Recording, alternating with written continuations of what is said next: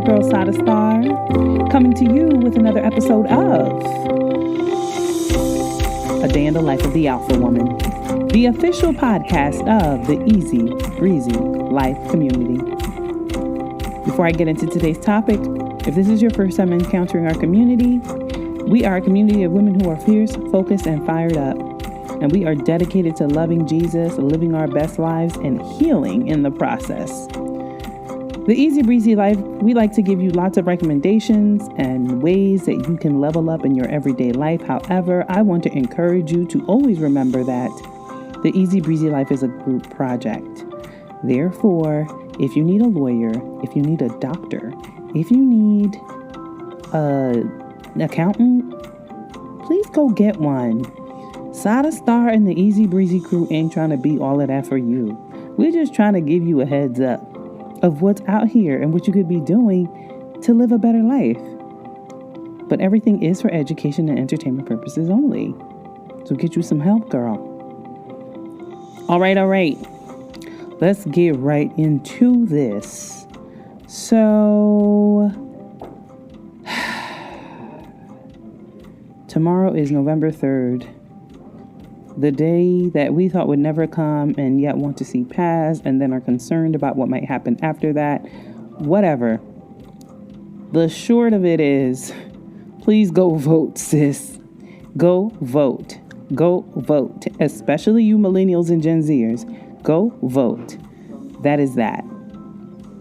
I do also want to make sure that we take a moment to play our favorite game, which is Black Card Revoked. Here is your question for this week. This person was born on a cotton plantation in Louisiana and became a self-made millionaire after inventing a line of African-American hair care products. Was she A, Cicely Tyson, B, Harriet Tubman, C, Madam C.J. Walker, or D, Rosa Parks? I'm going to read that again. This person was born on a cotton plantation in Louisiana and became a self-made millionaire after inventing a line of African-American hair care products. Was she A, Cicely Tyson, B, Harriet Tubman, C, Madam C.J. Walker, or D, Rosa Parks? All right. If you said Harriet Tubman or Cicely Tyson or Rosa Parks, you're canceled. And if you don't know who those people are, you need to Google their names immediately. The answer to this question is Madam C.J. Walker, who actually there's a Netflix special talking about her journey and just like the story and the price that she had to pay. And to be sincere with you, as a woman who is ambitious, Madam C.J. Walker was an alpha woman herself, okay? But when I look at that story, all I think about is the price that she paid to become the first made millionaire. Like, there was a lot of twists and turns, and at the end of the day, like, she even sacrificed her well-being for her dream. And the last thing that I want is to amass wealth and then not be healthy enough or have healthy relationships that I can enjoy them with. Like, we got to be able to level up and keep healthy relationships, be healthy in our physical bodies. Like, I want God's definition of prosperity, because the prosperity that God gives you addeth no sorrow. And I'm talking from the perspective of someone who loves to work, but am trying to make a conscious decision of getting my rest in and just understanding like every season isn't go season, right? That's kind of hard when you love working and you really believe in the work that you're doing and God tells you to still rest. Well, that being said, make sure you check it out on Netflix. Octavia Spencer did a fantastic job, and we will be right back after this break with this week's guest. Have you ever thought about starting your own podcast? When I was trying to get this podcast off the ground, I had a lot of questions. How do I record an episode? How do I get my show into all the apps people like to listen to? How do I make money for my podcast? The answer to every one of these questions is really simple. Anchor. Anchor is a one-stop shop for recording, hosting, and distributing your podcast. Best of all, it's 100% free and ridiculously easy to use.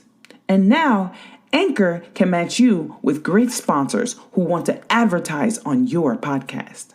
That means you can get paid to podcast right away. In fact, that's what I'm doing right now by reading this ad. I love to use Anchor to reach my strong-willed alpha woman community and help them live healthy, abundant, and successful lives together. So if you've always wanted to start a podcast and make money doing it, go to anchor.fm/start to join me and the diverse community of podcasters already using Anchor. That's anchor.fm/start. I can't wait to hear your podcast. And we are back. Joining me today is Santria Chineme, wife to the renowned African artist Ikenna Chineme and loving mother of one. She is a graduate of Kean University and currently working in the medical field. Her husband and her are the founder of EROSC clothing brand, a business created for their son. She is a follower of Christ and has spent several years serving in the ministry of dance, one of her many passions. One of her favorite scriptures is, "Be strong and courageous. Do not be afraid or terrified because of them. The Lord your God goes with you. He will never leave you or forsake you." Welcome, Santria. Thank you for having me. Thank you for having me. You on here, who I commonly refer to as Jam Bella. Yes. That is her IG name. I'm going to link to her IG account, both of them, in the episode notes. So how you doing today in the midst of a pandemic and everything that's going on? Listen, I am enjoying being home and being a new mother. Yeah. And I couldn't ask for a better experience. You know, like I didn't have to rush back to work. I've just been, the past 8 months, just been on mommy duty. That's it, you know, so I am loving it. I'm enjoying it and I'm not rushing to go back. But, you know, I've been blessed during this pandemic. Thank God. So there's so many people out there that's, you know, not fortunate. And it's just, this year has just been challenging in so many different ways, you know. So it's definitely, you count your blessings, you know, you count your blessings. So that's it.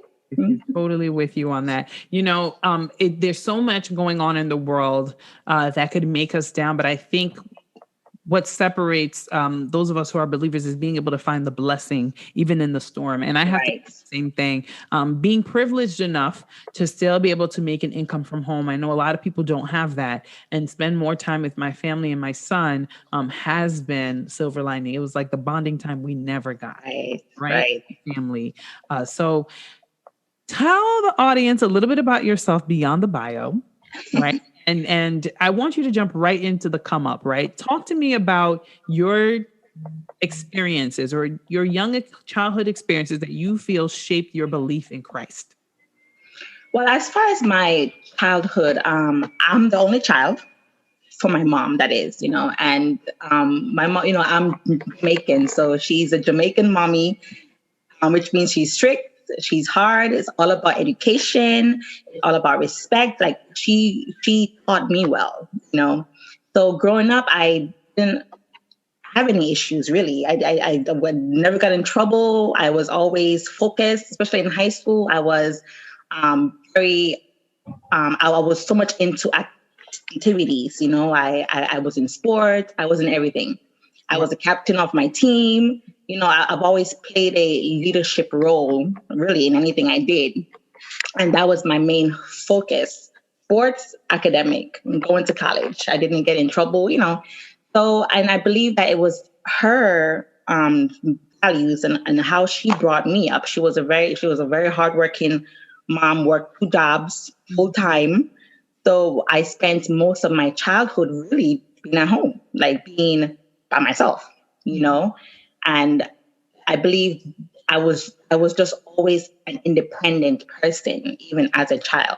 Mm-hmm. I had to be independent, but you know, she was just hardworking, you know. And I went through school. I excelled everything I did. Went through college, you know, graduated college, and then life hits. Life begins, you know. And, you know, of course, we all have our struggles, our challenges. I've had some ups and downs. And I believe in my adult life, what has been the most memorable, scary, at the same time, scary experience is actually my journey to becoming a mom. You know, you never know what someone is going through by just looking at them. And a lot of people don't know my story, but if you see me on like Instagram or social media, you would think I had such a wonderful pregnancy. No, it started out like that. You know, just a quick story. I got married April 28th of 2019. June 10th, it was about 6 weeks later, I found out I'm pregnant. So, smooth sailing.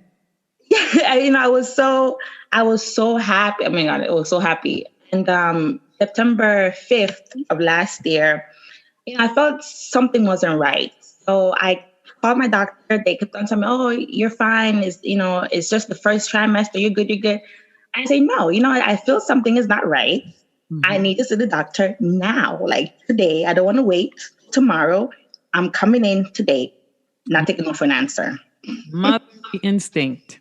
Right. And I was 17 weeks on that day. And I went into the doctor to check me and everything. And they saw that my cervix was opened up. So yeah, I could have just had the baby nowhere. Days later, you never knew it would have happened. And so I was rushed to St. Peter's Hospital. And like I said, the baby was already in position and everything to be born at 17 weeks. In position? Like down, head down. Yeah. The bag was like literally at the top, like trying to make its way in. Wow.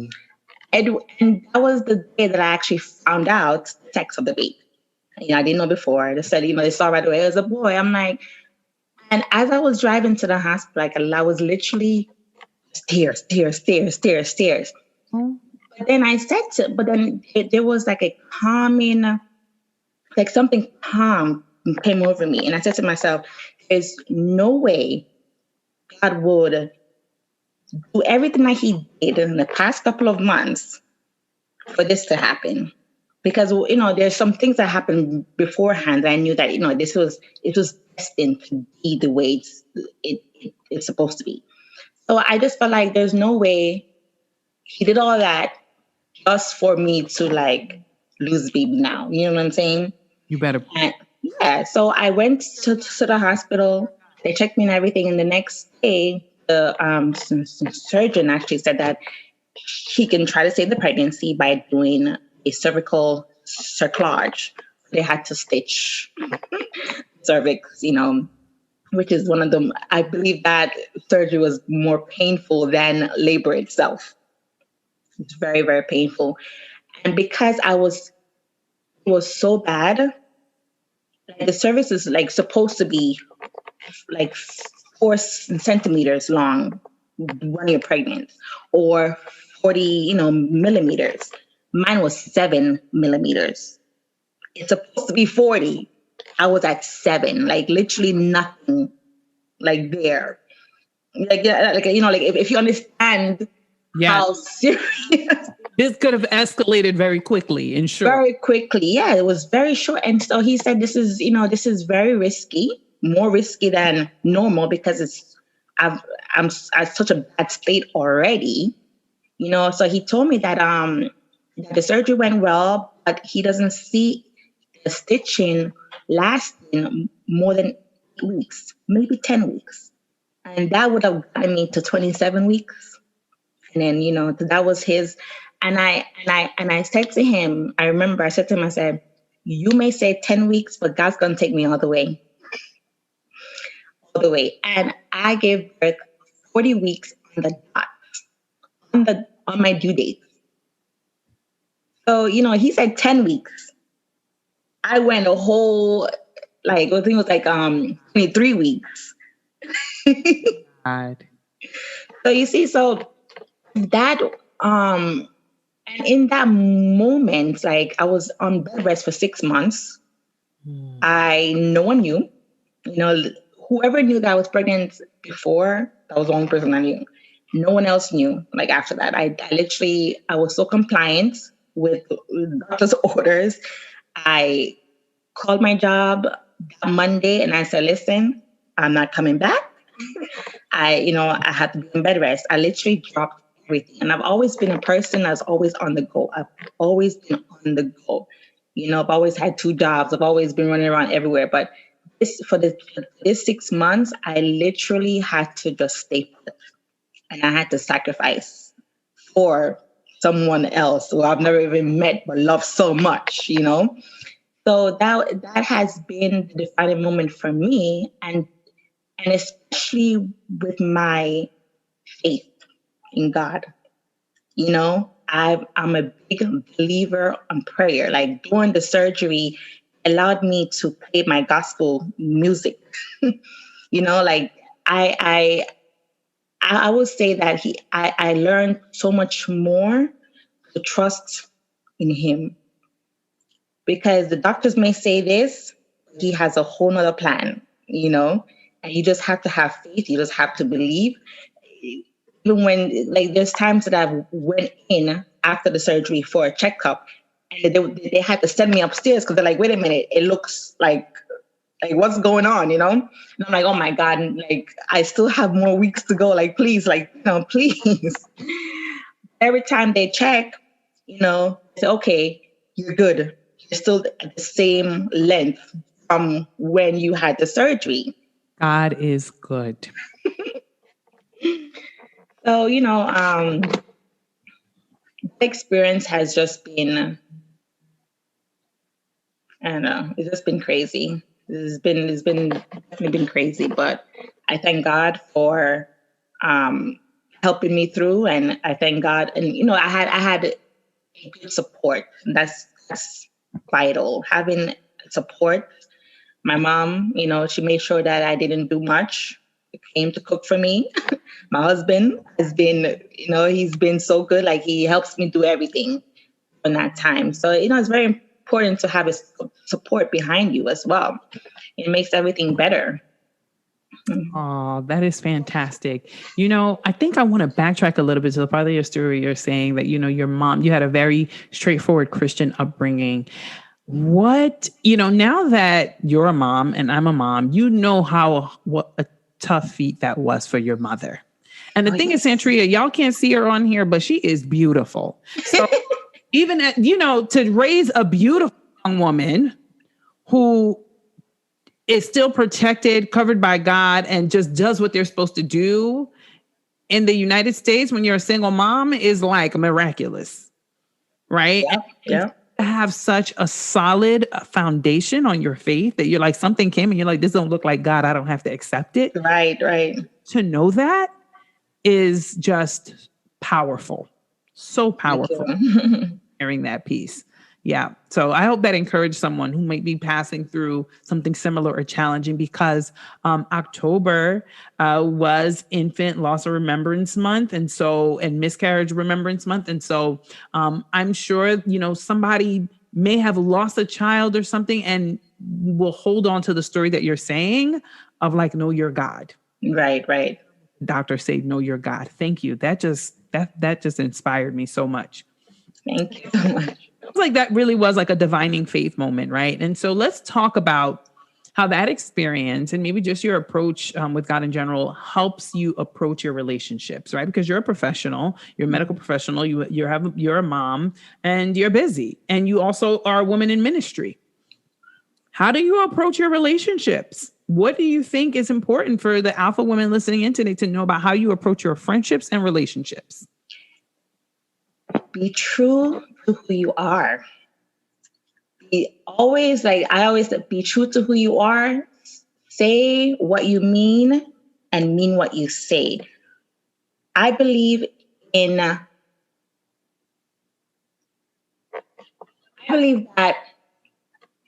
if you don't have anything else, you have your word, and your word will carry you. Your word is what will make people trust you and believe you. So once you feel like that, I feel like you don't have much. You know what I'm saying? So I always make sure that I am honest in everything that I do, in everything that I say. If I say I promise you this, trust and believe, will be that, So it's just always being true to who you are. And I have not always been like that. So some of the experiences that I've had with past relationships helped me grow into this person I am today. Because, I've had a past relationship, first relationship of my life, where I allowed someone else to change me or to tell me who I should be. You know what I'm saying? And it took me a couple of years. I was younger. It took me a couple of years to realize that who that person wanted me to be is nothing compared to who I actually am. Nothing compared to who I actually am. It took me a couple of years, But once I grew into myself and I realized that I am better than who they wanted me to be, it changed my entire outlook. And I started, no matter what, I am going to be who I'm going to be. I'm not going to allow anybody else to dictate or to tell me what to do, how to live my life, what I should wear, or like you know what I'm saying? Like, be who you are. And that is the best thing you can be for not only for yourself, but for those around you. Because you never know, you may inspire people you don't even know you're inspiring. Just by the way you carry yourself, they will see you and they're like, wow, that person exudes so much confidence. And that's sexy. Confidence is sexy, honey. And that's a part of what makes an alpha woman, being confident in who you are, sticking to your guns, and that also forms healthy relationship, because I believe that those around you, people will always know, okay, you know what, Santria, that's a real person right there. Mm-hmm. I can go to this person, for whatever I may need, and she will or he will be who I know she's going to be. Yep. So, and like I said, I've not always been like that. We all have been through relationships that may have broken some people, like I was in a relationship for 6 years before my, I got married 6 years, and that relationship could have broken me. It could have. I was almost married to that person, God forbid, I was married to that person. And when I was 24 is when I realized that if I didn't get married to that person, I would be miserable because I'm not being me. I'm not free to live, in my own skin, basically, my own mind, and that's what a relationship needs. A relationship needs two people to be independent, to be themselves, to be whole in who you are. And then you come together and don't allow the relationship to change you or to make you lose yourself.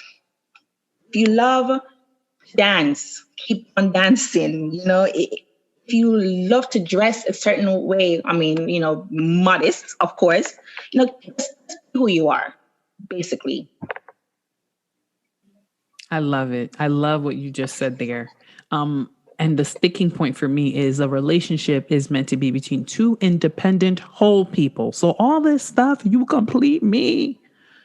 No, please be whole in Christ. before you go and get into a situation, and know who you are and be your full self. And Right. that's so important, because I think you see me, you know me quite a bit, and I'm myself all the time. You like it, you don't like it. It's your cup of tea, it's not your cup of tea. I respect it if it's not. And there might be things about other people that are not my cup of tea. Right. The thing is being able to have enough self-respect to bring your full self. And then I find a lot of times that when people don't have that and they witness someone else being their full selves, it makes them feel intimidated or less than. So have you encountered that as you become more clear about who you are and standing in that? Have you encountered the pushback from people, society, culture of saying like, this is too much, I need you to change? Oh yeah. And I've lost a lot of friendship, and that's fine, because that means you were just not meant to be with me in the stage that I am today. I've always been a nice person, and a lot of times nice people end up getting taken advantage of, which has been my story countless times, and then I realized that when you start owning up to like who you are and what you want, and stop allowing someone else's opinions or advice to make you like, my point is that not every good advice is good for you. Not because an advice is good, it doesn't mean that it's going to work for what you have for your life, right? And people need to understand that. If I had listened to a lot of people, I wouldn't have gotten married the month or even the year that I got married. And if I didn't get married in April, right, of 2019, I wouldn't have had my baby on Valentine's Day. Mm-hmm. You know what I'm trying to say? So it's like, don't be in tune with God. Be in tune with God. Follow your own destiny. Follow what you feel is necessary for your own life. Everybody have their own life to live, right? Not because someone says, oh, you know what? I think this is best. It doesn't mean it's best for you. Mm-hmm. And that is what I learned. And I've lost a lot of people, friendship, because of that. And that is okay, because everyone has their own life to live, and I don't really allow it to bother me,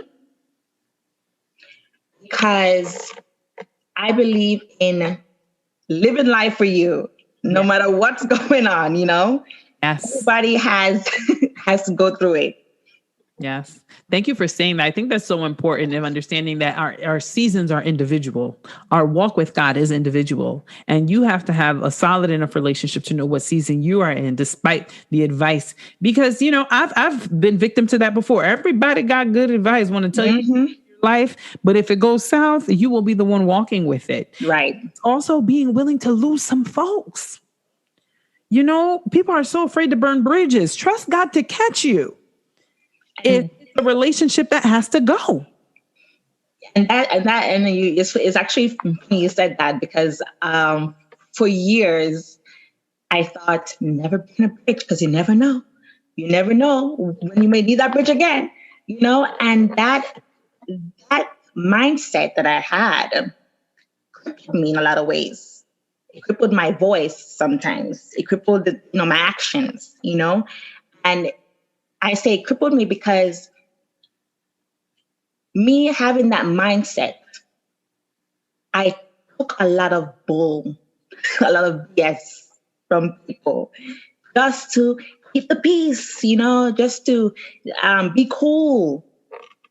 And then later on, it's like, man, if I had just stopped it right there, the moment the BS started, I wouldn't even have, I wouldn't be in some of the situations that I put myself in, just because I'm trying to keep the peace. And then later on, it all goes south anyways because it wasn't real. Not worth it. Not worth it. I think for me, when you talk about life philosophies and really being okay with that, right? The Bible says I'll give you beauty for ashes, but you holding on to ashes and waiting for them to turn into beauty, girl, let them go. Whoever needs to hear that message today, you're on the fence, you don't know Right. if relationship or thing is good for you. If God gave Eve another child after her son was killed, he will appoint a new friend, new lover. He is the God of second, third, fourth chances. Trust God. Yes. Instead of holding on to what is mediocre. I love that. Yeah, because it's not worth it. Like life, like you just see that in 2020, life is too short.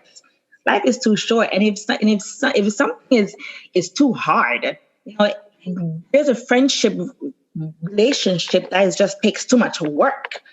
Just stop. I'm with you on that. It's too much effort. It shouldn't be like that. Right. And it took me years to learn that. It took me years to learn that, and because, like I said, I just wanted to keep the peace with everybody. You can't. If you are at peace with everybody, that means that you're just not being yourself. You're just not being yourself. With yourself, lying to yourself and others about your true feelings and who you are. Thank you for saying that. All right, so let's talk about your brand. The inspiration, the beautiful artwork, and what you think people need to know about this entrepreneur venture that you're going on. Well, this is definitely new. We started the EROSC brand this year. I was driving home one day. This was in April of this year, by the way, and it just came to my mind, like, my son's middle name is Eros. That's not his first name, but his middle name because he was born on Valentine's Day, so we named him Eros. And so it's EROSC at the end, the last name, Chineme. And I decided, you know what? I want to build something for him. I don't want, like, my mom has always instilled in me the values of saving, of having good credit, because she's like, when I say her credit is through the roof. She saves money, like she's good. She's always instilled that in me. So I wanted to start out and to build something substantial for my baby so that when he grows up, he won't need anything. He won't lack anything, and I feel like as parents, we should start that young. It's too often, especially Black folks, African Americans, it's too often that our kids grow up, right? Not, I'm trying to say how to put it. Like, our kids grow up harder, or like not having something, just no value. I mean, and here's the thing, right? Like, a lot of it sounds like you are first or second generation immigrant. When you're first or second generation immigrant, your parents have made a whole lot of sacrifice to come here and start from scratch. Right. That, like, I don't know about you, but like, some, like my mom owned property and had all these things before she left. She walked away from all of that to start brand new. And so, yes, they made a sacrifice, and it may feel like we're starting a setback from our peers and people who have been here for generations, but that doesn't mean that our children have to live that same reality. Right. And I love having a blueprint in place because that's what, I hope to create for my child too, of saying, just because I struggle don't mean he have to struggle. Right. Making different choices. And I think what you were mentioning, which is essentially pruning your relationships to make sure that the relationships that your son grows up in, his attitude, his mindset about money, entrepreneurship, the value in having your own is so critical and so important. And you know what? It's what little Black boys need, especially. Yes. Especially to affirm them and approve them and to tell them, you are an empire all within yourself. Mm-hmm. I love that. Since he was born, every day I take him to the mirror. It's the cutest thing.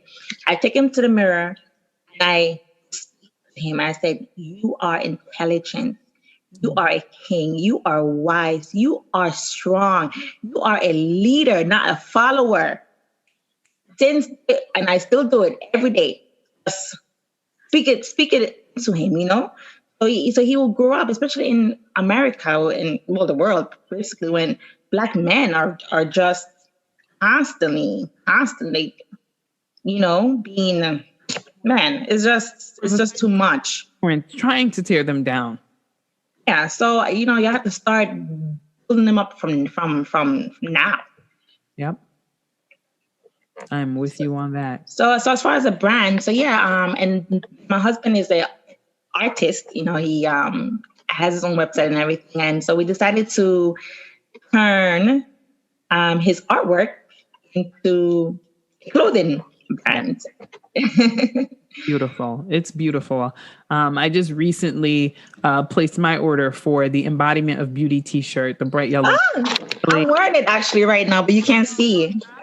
Very, very beautiful, beautiful work.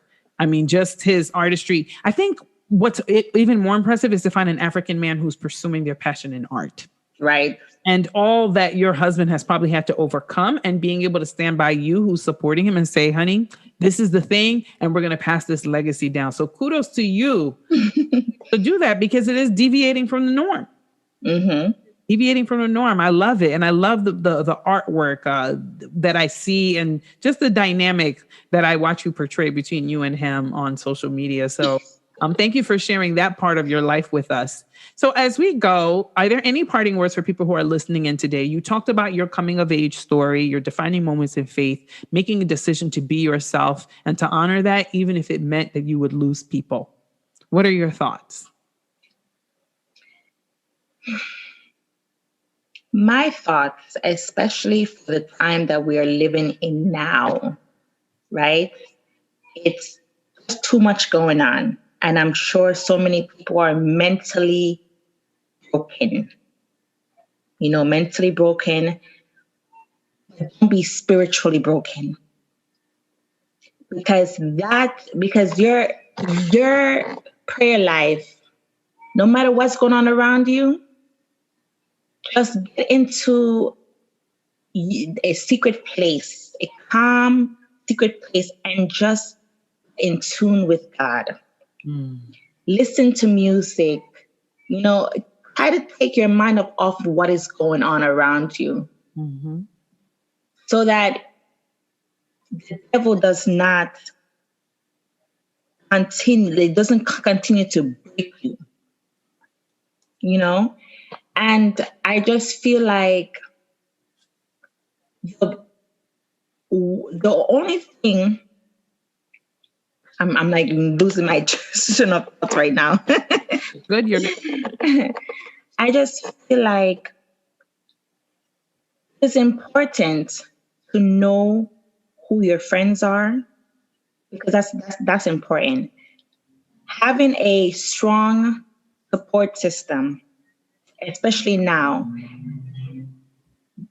getting away from negativity, and just surround yourself with as much positivity as you possibly can. And hold on to who you are.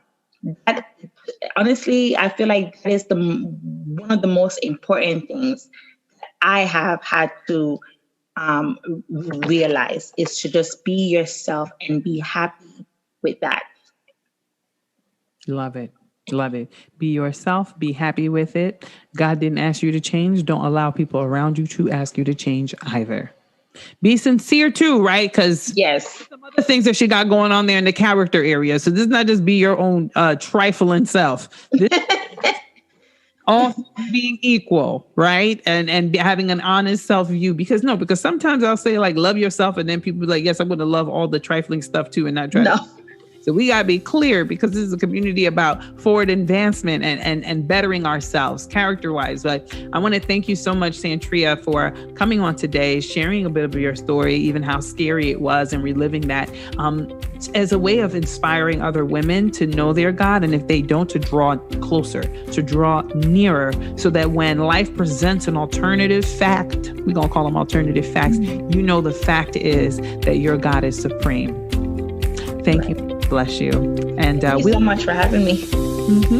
At A Day in the Life of the Alpha Woman.